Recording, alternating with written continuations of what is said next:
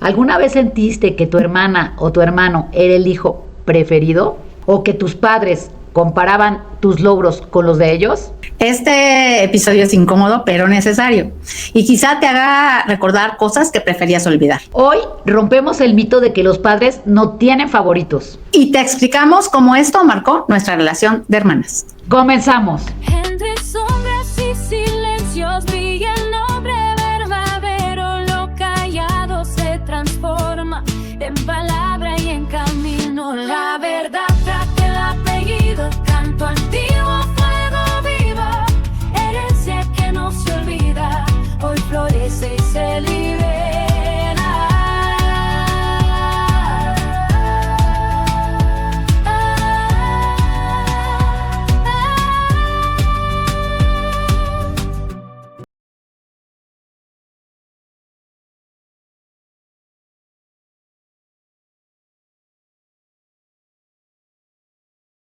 Hola, hola, ¿cómo están todos? ¿Cómo estás, Ana Gabriela?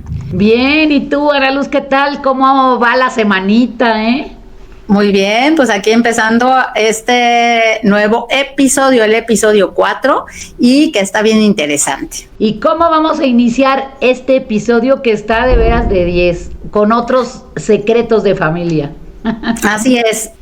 A ver, la gran pregunta, ¿los padres tienen hijos favoritos? Está muy bien. Fíjate qué interesante. Según un estudio de la Universidad de California, dice que los padres admiten tener un hijo favorito, pero nunca lo dicen en voz alta. Y el 35% restante miente, seguramente. Está muy chistoso esta explicación, porque sí, yo creo que todos los padres tienen un hijo favorito. ¿Tú lo crees? Yo creo que sí. Bueno, o sea, por lo menos yo creo que, no sé cómo tú lo veas, pero creo que en nuestra experiencia sí fue así. O sea, en nuestra experiencia yo creo que sí hay hijos predilectos y a lo mejor pues muchas personas no lo quieren decir, ¿no? No siempre, yo creo que no tiene que ser, pero creo que muchas familias sí lo tienen y hay que ser sinceros, ¿no?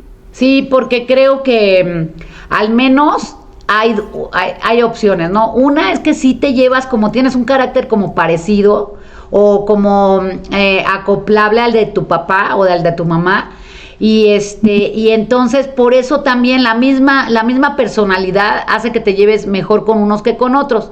Ahora, también se ve que de repente muy marcado eso de los preferidos, ¿no? La verdad. Exactamente, yo creo que es algo muy importante platicar, porque, pues bueno, podemos empezar por la hija dorada, ¿qué te parece?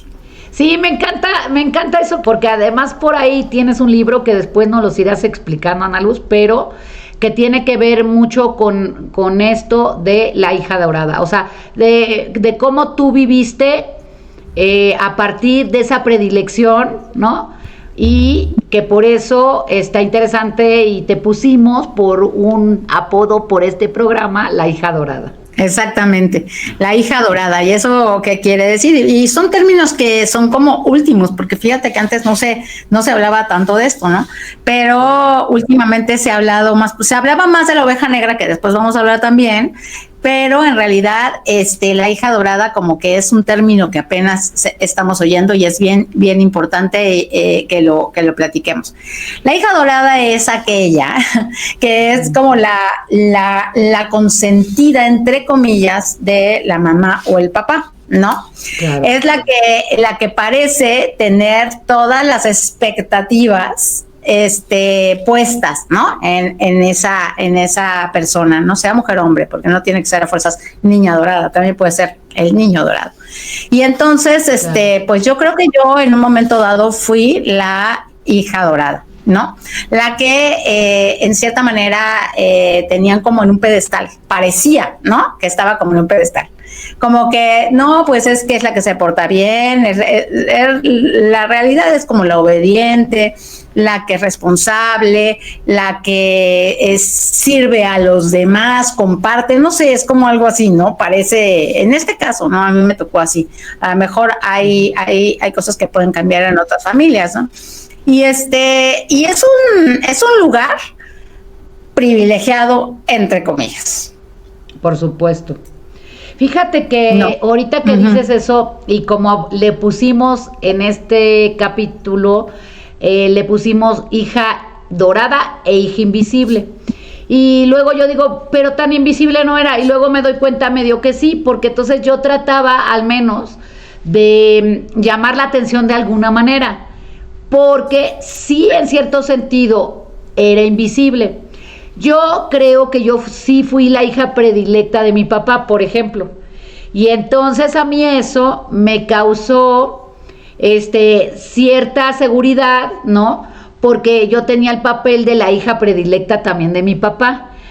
Pero en la casa, como buen matriarcado, porque no éramos machistas en la casa, con sus cosas machistas, pero no al grado, y sobre todo en esa época era mucho más matriarcado. Entonces, ¿qué pasaba? Que casi no tenía ni voz ni voto, aunque era la hija preferida de mi papá. Entonces ahí se va a desenvolver la historia padrísima, porque obviamente tiene que ver con esa hija dorada, la niña dorada, y con esta niña invisible. Exactamente. Bueno, es que lo que pasa es que yo creo que también depende de la función que tenga el papá o la mamá en la familia, porque parece que debería de ser un rol, digamos, como, ¿no? Como perfecto, ¿no? La mamá, el papá, a lo mejor el proveedor, el que tiene ciertas, a lo mejor, no sé, como que fíjate que lo que yo pienso es que una familia debe de ser como que la pareja tiene que platicar de todo y ponerse de acuerdo de cómo va a ser la familia, ¿no? Cómo vamos a educar a los hijos, no sé, cosas así, ¿no? Sí, dime. Uh-huh. Sí, muy bien lo dices. Lo que pasa es que los roles que ocupamos no siempre son los mismos para todos. De ahí deberíamos también de ver, porque no es lo mismo cuando una familia, por ejemplo, es machista y el hijo es el primer niño y es dorado, por ejemplo, ¿no? En cambio, con una familia, a lo mejor con un matriarcado, pues es la hija dorada va a ser la niña. Entonces, eso puede ser otro, y luego puede haber combinaciones extrañas.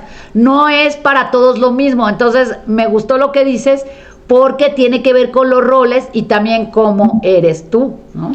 Exactamente. Entonces, en el caso de nuestra familia, pues bueno, fui yo la primera, no había este rollo como machista, y entonces pues fui la primera, y entonces me sentí esas expectativas completamente puestas en mí. Y al principio la verdad es que pues yo estaba muy cómoda, la verdad estaba muy tranquila, porque yo tenía precisamente esas expectativas, o sea, esos privilegios, y entonces yo me sentía pues muy bien por eso, ¿no? Por tener esos privilegios. Y me sentía como muy apegada a la parte materna, ¿no? O sea, yo decía, no, pues aquí somos miguis, ¿no?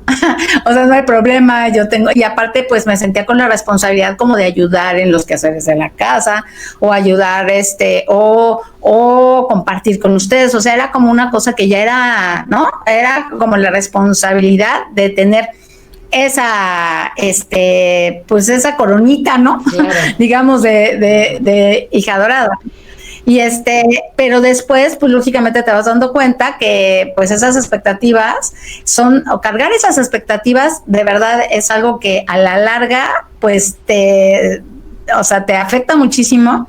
Porque en mi caso, cuando se cae, o sea, esa parte, porque no cumplí con las expectativas precisamente que tenían sobre mí, pues es ahí donde me caigo del pedestal, y pues fue fuertísimo, ¿no? Y otra de las cosas... No sé si me caigo o me tiran.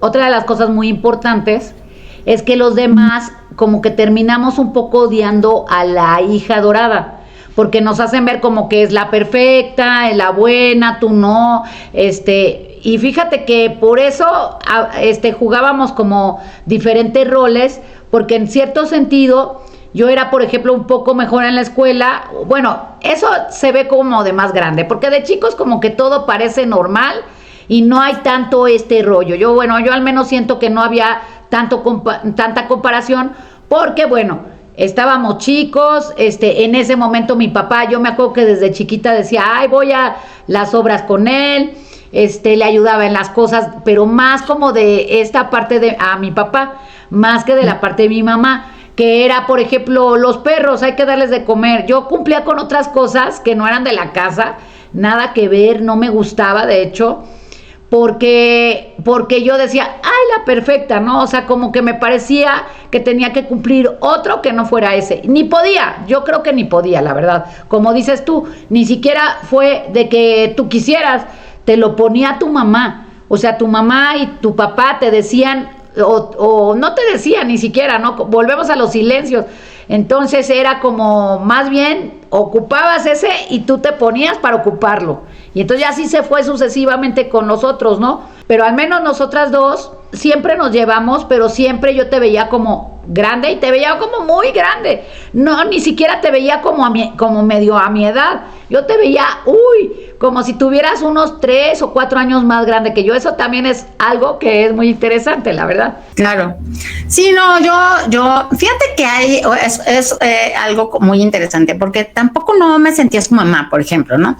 Porque también hay que reconocer que mamá ya estaba, o sea, como figura materna, pues ahí estaba, ¿no? Fue algo como que estábamos solos y yo tenía que ver por ustedes, ¿no? No era así específicamente, sino eran las expectativas que había puesto sobre mi mamá.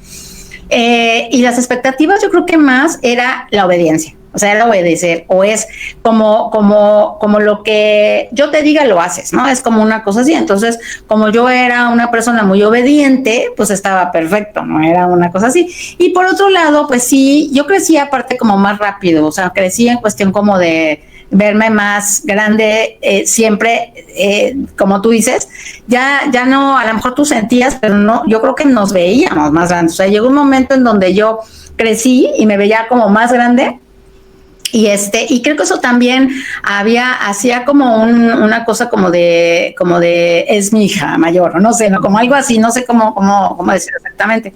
Y entonces sí me sentía presionada, aunque por un lado me sentía presionada, pero por el otro lado me sentía como pues en una ventaja. No sé si tú te acuerdas que nos peleábamos mucho por eso, porque por ejemplo, a mí digamos, yo sabía que mi papá te daba a ti como que eras como su consentida, eso sí seguro, ¿no?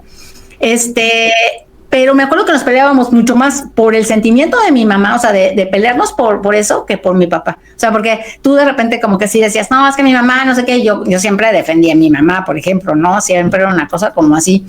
Yo creo que tuve más problemas con mi papá por mi mamá que por otra cosa. Sí, fíjate, no. Sí, fíjate que sí, yo lo veo igual. Yo lo veo, bueno, es que ya lo veo en el tiempo, pero otra vez, si me pongo en esa edad, sí tienes toda la razón, o sea, nos peleábamos como por ganar esa atención o ese cariño, yo creo. La verdad es que ahora pues sí lo veo más claro, ¿no? De pertenencia, de que yo soy también la hija, más que porque nosotros nos cayéramos mal, porque la verdad es que también eso tiene mucho que ver, pero a partir, o sea, del tiempo te das cuenta que pues sí, siempre nos llevamos bien en sí. Como decimos del carácter y todo, sí nos llevábamos bien, o sea, no éramos alguien que no éramos compatibles con nosotros, ¿no? O sea, con el carácter o algo así, porque tú eres más tranquila, sí, eso sí, pero tampoco era de que de Caín y Abel, ¿sí? ¿No? O sea, de que nos lleváramos mal. De hecho, nos llevábamos bastante bien. Y te digo, yo creo que eso ya fue más grande, hasta que entendimos como todo el rollo, pero tampoco entendíamos bien, sino que más bien crecimos y ya nos parecían las injusticias, ¿no? O sea, nos empezaron ya ahí, cuando tomamos como conciencia, no conscientes, pero como así esta conciencia, ¿no? De más adultas, empezamos a ver que efectivamente... Ahora, yo tampoco, como dices que eso es muy bueno, yo tampoco te sentía como mi mamá, eso sí no.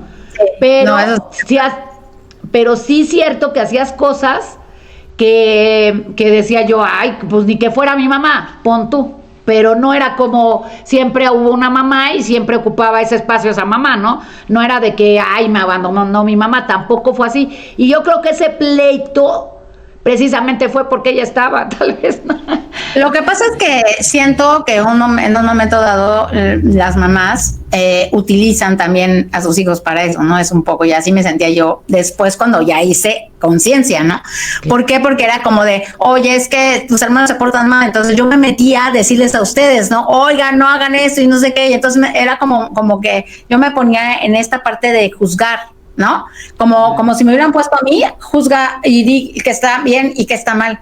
Yo me acuerdo que los dos, mi papá y mi mamá, me decían, tú tienes la autoridad moral. Me acuerdo perfecto, así, o sea, tú tienes autoridad moral. Y yo, pues imagínate, ¿no? Decía, ay Dios, o sea, a fin de cuentas es como un miedo de defraudar, a decir sí o no, o sea, sí estoy haciendo bien las cosas, no estoy haciendo bien las cosas. Entonces yo me sentía con esta facultad de decirles a ustedes lo que sí estaba bien y lo que estaba mal, cosa que pues después me di cuenta que pues no, que yo tendría que estar en el mismo nivel de ustedes, no subirme, porque aparte, para colmo, esta hija dorada no podía subirse al nivel de papá, pero tampoco ya estaba al nivel de los hermanos. Entonces, eso es una cosa que afecta mucho tu propia autoestima, ¿no? Porque estás como en medio.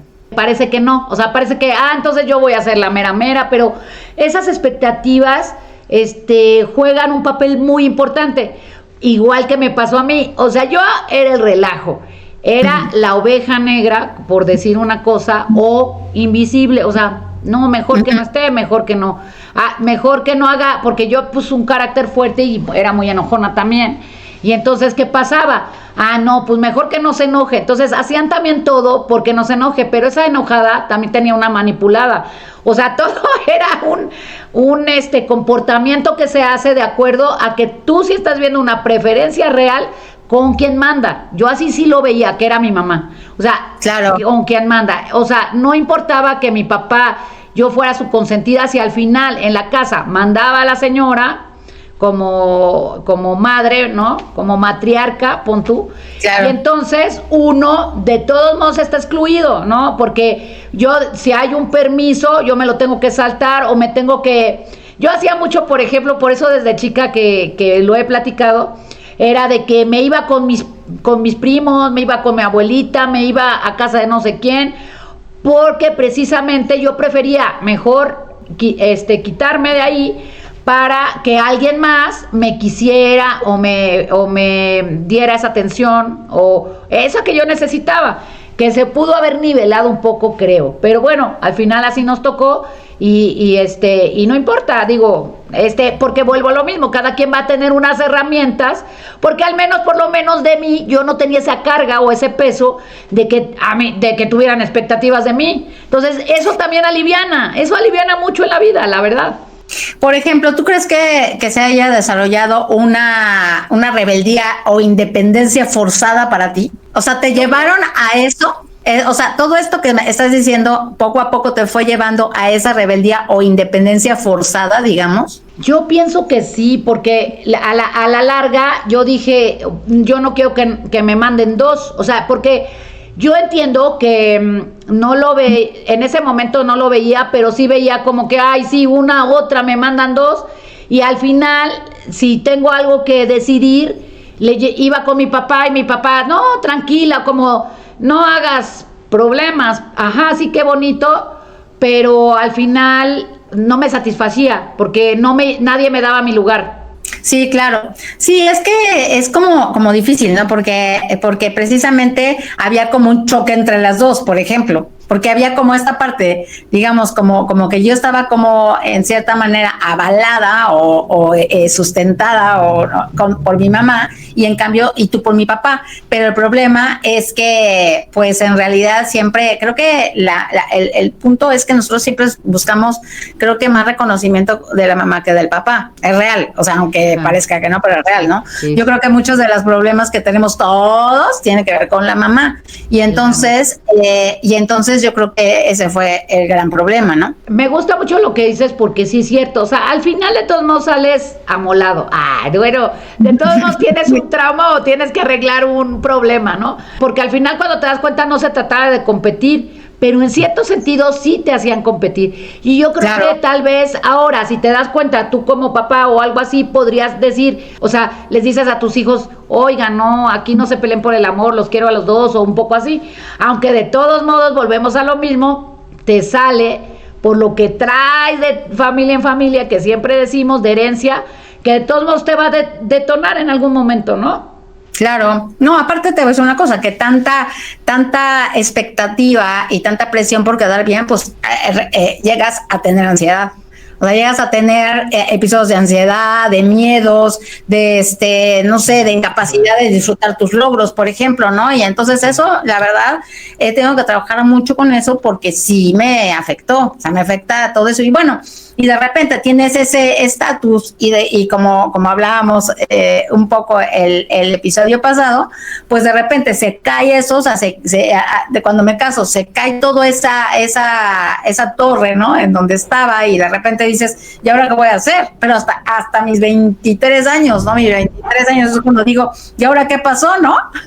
Porque es como, no es lo mismo cuando tú dices, ¿sabes qué? Bueno, no es que sea lo mismo, a lo mejor tú, o sea, siempre desde pequeña, todos, o sea, los traumas son diferentes, pero digamos, yo hasta los 23 es cuando digo, ¿y ahora qué pasó aquí, no? O sea, por un lado me sirvió para entender, pero por otro lado, o sea, digamos, me sirvió para tener ciertas bases, que eso la verdad siento que lo agradezco, pero por otro lado, pues el trancazo fue súper fuerte. Sí, porque al final yo no tuve ese peso de responsabilidad, eso también es una base tremenda, porque al final yo no tenía que quedar bien con nadie, o sea, yo decía, ¿sabes qué?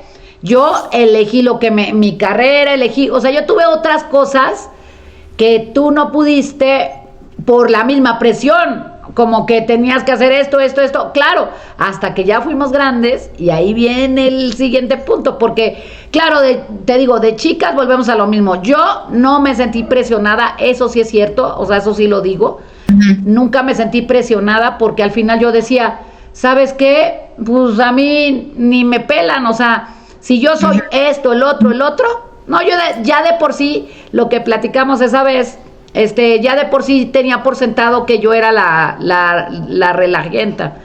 Entonces, al final, a mí yo nunca tuve ese peso, ni de quedar bien, ni de ser otra persona. Entonces, ese trauma, por ejemplo, no lo tuve.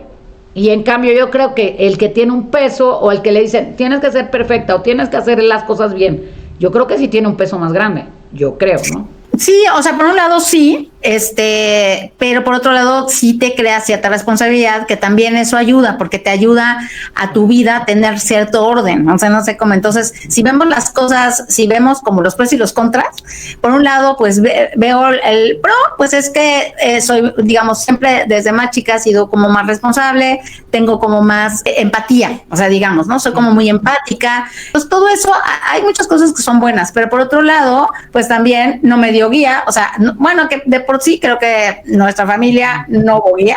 En mi caso, así se dieron, nunca hubo guía, nunca hubo, si a mí me gustaba algo, y ahora lo veo y digo, pues es que, o sea, me gustaban muchas cosas, yo podía hacer muchas cosas, y a la larga ni siquiera estudié porque no tuve la guía para que me dijeran, no me acuerdo de la primera vez que trabajé, siendo la niña dorada y toda la cosa, pero me acuerdo que iba a trabajar en unos helados, me acuerdo que mamá y mi papá, porque los dos me dijeron, es que eso no te va a dejar. Y yo decía, pero pues es que es trabajar, o sea, es trabajo, ¿no?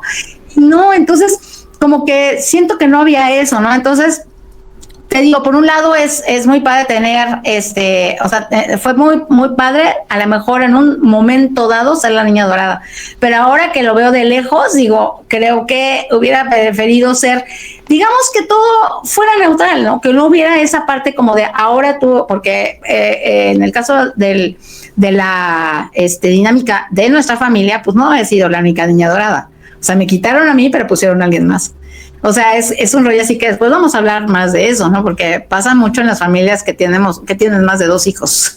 Sí, exactamente, o sea, van ocupando otros luego los puestos poco a poco, ¿no? Y entonces, y luego tú te la crees, pero bueno, al final creo que no había ningún hijo dorado, o el que se lo quiera poner, pues que se lo ponga y ya va, porque no, está muy interesante eso. Pero lo que yo digo es que ya de grande sí generó una cierta rivalidad.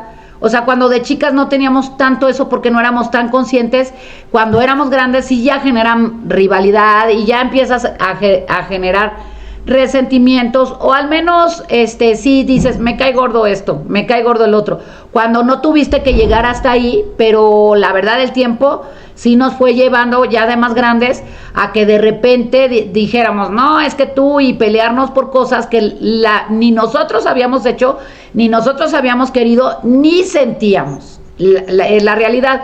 Y además que después tuvimos que sanar a base de trancazos, ¿no? Porque te das cuenta que quién te acompaña más en la vida, pues tu hermana.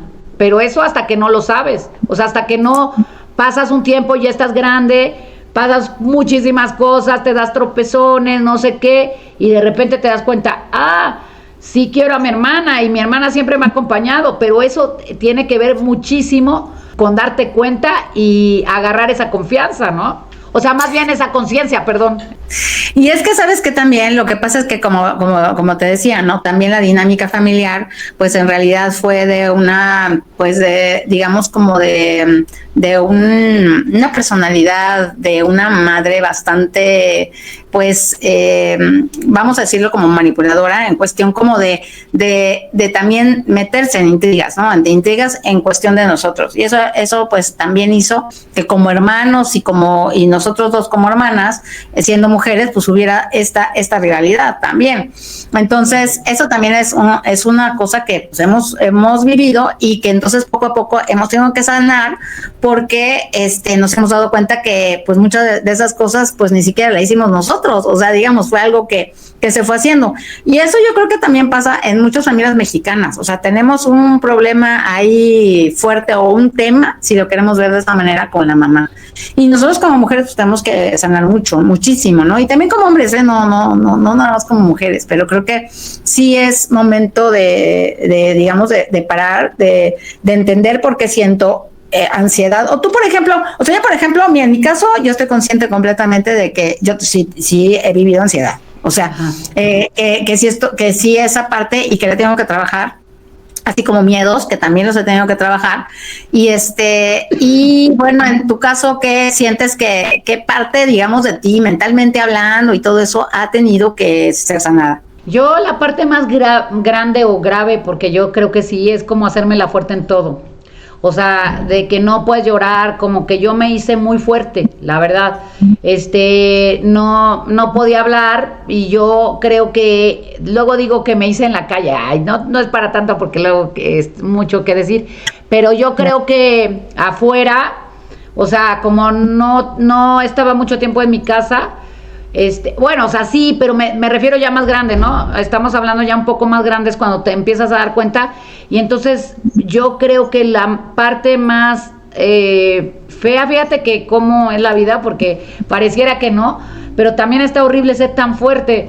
O sea, de aguanta un piano, no importa. En lugar de tomar como conciencia, es solo como que vas caminando y dices, no me importa nada. Entonces, en lugar de como reflexionar de que estás sintiendo y todo lo que sientes, es enojarme. Yo la verdad pienso que ese es lo peor que tengo, porque al final sí me quedan las secuelas de que, ¿por qué me enojo? O sea, yo digo, ¿por qué me tengo que enojar de todo?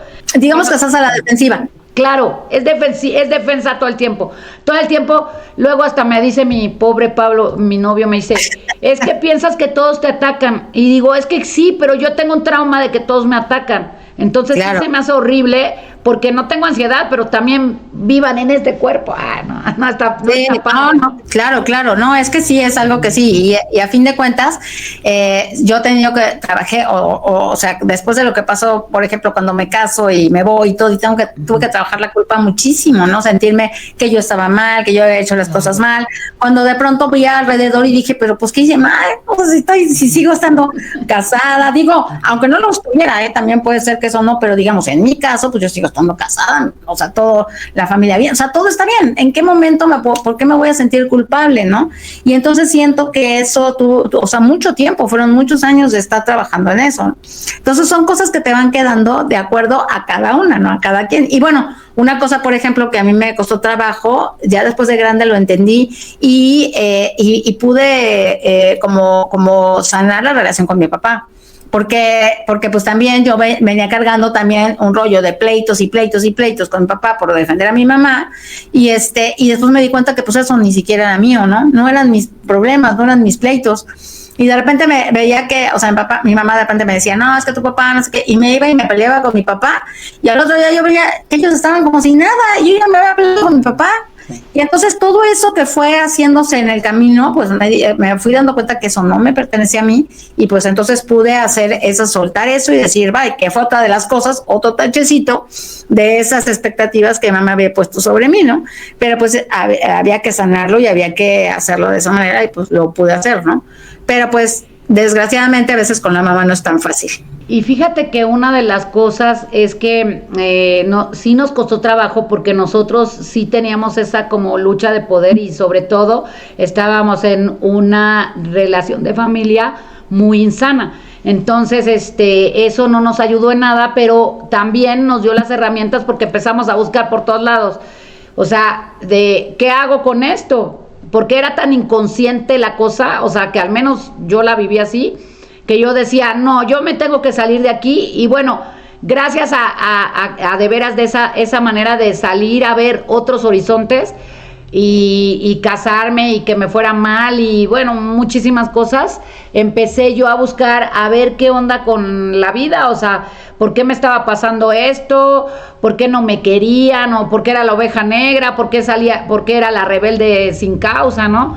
Entonces ya me empecé a dar cuenta por la vida, y además cómo yo me veía y cómo yo veía que no todos me veían igual. O sea, eso es lo interesante, porque como todos los demás no te ven igual a veces, y tú te ves la mala, como dices tú, que soy culpable de todo lo que pasa, todos me traicionan, nadie me quiere, XX, ¿no? Y entonces llegas a un punto que empiezas a buscar cosas, ¿no? No, pues que un curso de no sé qué, el despertar de la conciencia número 50, porque ya leíste todos los libros, y te das cuenta que aún sigue esa herida o ese dolor de no haber sido la hija predilecta, de todos los traumas que trae uno, ¿no? Entonces, cuando te empiezas a dar cuenta, empiezas a decir, fíjate, como dices tú, ni era tan mala, ni todo el mundo me está atacando, pero las consecuencias a veces son demasiado difíciles. Si antes te das cuenta, antes lo puedes mejorar, pero uno luego llega hasta esta edad y ya empiezas a ver, entonces sí, los pactos invisibles, empiezas a ver todos los secretos, empiezas a ver el lugar de tu familia, porque te voy a decir una cosa, siendo honestos, tampoco mi mamá se llevaba bien con su hermana, entonces querían que hiciéramos lo mismo, y si no hubiéramos nosotros buscado esas herramientas, ¿qué hubiera pasado? Ahorita no nos podríamos ver. Exactamente. Sí, o sea, es todas las cosas que tenemos que trabajar, ¿no? Porque creo que todo eso sí nos causó muchas cosas que hemos tenido que, como tú dices, ¿no? De repente encontrar el camino, ¿no? Camino para precisamente sacarnos, o más bien sanarnos, pues lo más que se puede, ¿no? Claro que es un camino largo, no es tan fácil, no es como que ya uno diga, ya estoy completamente sana, ya todo bien. No es eso, o sea, claro. Pero estamos en el camino de la sanación, y el camino de la sanación pues tiene sus piedritas en el camino, ¿no? Pero el punto es también pues ser conscientes, entender, ¿no? Y más que nada es darte cuenta, ¿no? Porque en mi caso pues lógicamente al estar acostumbrada a siempre estar, apoyando o ayudando en el camino de otro o de otra, en este caso, pues entonces tu camino lo dejas a un lado. Ni siquiera lo veo, o sea, de verdad, te lo prometo, que hace poquito tiempo empecé a darme cuenta de cuál era realmente mi camino, porque yo estaba perdida, o sea, en el camino de otros. O sea, me metí al camino de otros, y tú me conoces, yo me iba a caminos de otros, o sea, yo ayudaba, siempre ayudando a otros, estando con otros, no sé qué, y de repente así como de, espérame, y no se trata de no ayudar, se trata de ver tu camino y darle toda la energía a ese camino, ¿no? Y la parte fundamental para mi punto de vista es la autoestima, o sea, porque a las dos partes, o sea, porque pareciera que uno puede salir más beneficiado, y no, cuando es insana, una familia insana per se, a todos están afectados, aunque no lo parezca. Lo que pasa es que algunos deciden trabajar, deciden hablar, y entonces ya la cosa cambia, pero en este caso, realmente todos salimos afectados. Y yo creo que la única manera es empezar a verte a ti y empezar a quererte. Eso es lo difícil. Yo creo que para mí si a mí me preguntas hoy en día, es quererte real, porque quererte real implica además que entonces haces lo que te gusta, sonríes a la vida, que las personas que están a tu lado te aman, puedes tener mejores relaciones, o sea, implican muchísimas cosas que si no la tienes, no pasa. Claro, no, y como tú dices, pues entre más rápido mejor, entre más rápido te des cuenta, entre más rápido sanes, o sea, que vayas a sanarte, que pongas todo para entender y para quererte y apapacharte también y reconocer también tus logros y saber que mereces cosas que en un momento dado no pensabas que no merecías, ¿no? Entonces yo creo que eso es súper importante y pues entre más rápido, mejor. Sí, me encanta lo que dice. Ahora recuerda, después de ver este episodio, si tuviste un rol en la familia, cuéntanos en los comentarios qué rol tuviste, cómo te sentiste, porque es importante que hagamos comunidad, ¿no? Que entendamos que no somos nada más nosotros, ¿no? Sino que somos una comunidad que nos vamos a apoyar entre todos. Y una cosa muy importante que quiero comentar es que nosotros hemos decidido los primeros capítulos o episodios contar un poco nuestra historia para que se animen los demás, que ya tenemos personas que nos están esperando, pero nosotros decidimos que íbamos a hacer los primeros 6 capítulos con nuestros temas y ya después tenemos invitados especiales. Y cualquier otro que se quiera apuntar, pues ya saben, el chiste es que queremos que nuestra comunidad se haga muy grande porque sabemos que hay muchísimas personas que nosotros podemos apoyar y ayudarnos entre todos, porque siempre que llega alguien nuevo, de todos modos aprendes. No significa que nosotros ya estamos acá, no, o sea, sí tenemos herramientas y contamos con ellas para ayudarlos, pero también seguimos aprendiendo y seguimos sanando nuestras heridas en la vida. Sí, por eso lo que decimos es que ahorita ya tenemos historias que vamos a contar. A veces las vamos a contar nosotros porque recuerden que puede ser anónimo o puede ser presencial. También ya tenemos los invitados presenciales que van a venir con nosotros las próximas semanas. Ahorita, la próxima semana, seguimos nosotros ya para, digamos, como para darle como tú decías, ¿no? Para ya decir como redondear nuestra historia, pero después la vamos a ir incluyendo o la vamos a ir descifrando con las otras historias que nos van a contar aquí nuestros invitados. Así que si alguien quiere participar, pues bienvenidos, mándenos su mensaje y díganos, yo sí quiero participar en persona y pues bienvenidos, y si no, con mucho gusto también, mándenos su historia anónima, digamos, y con mucho gusto aquí la platicamos y pues entre todos le damos este sentido a nuestras historias. Y para que se sientan identificados, al final sí hemos salido, después de todo, hemos salido adelante, por decir, y sobre todo seguimos compartiendo la vida y seguimos siendo muy buenas hermanas porque además compartimos no solo cosas de la vida, o sea, experiencias, sino que además sí chismeamos y todo. Entonces, bueno, por esto nos surgió este rollo de que además, si te fijas, mira, un poco cerrando, creo que siempre nos gustaba los aparadores. Ay, sí, siempre nos gustó esta parte de tener, por ejemplo, este programa. Creo que es algo que nos encanta, no solo porque nos ayuda a nosotras, sino porque podemos ayudar a los demás. Claro, a la larga tenemos ese gusanito, que por cierto yo creo que fue mucho de mi papá. Claro, pero bueno, lo heredamos, ajá. Exacto. Pero bueno, entonces, pues bueno, creo que ya llegó el momento de despedirnos y bueno, por favor les pedimos que nos sigan en nuestras redes sociales. A ver, Ana Gabriela, porfa, invítanos. Mire, los quiero invitar por todas las redes sociales, estamos ahí en Facebook, Instagram, TikTok y por supuesto nuestro canal estelar que es en YouTube, y por los que quieren estar escuchándonos en el coche está Spotify.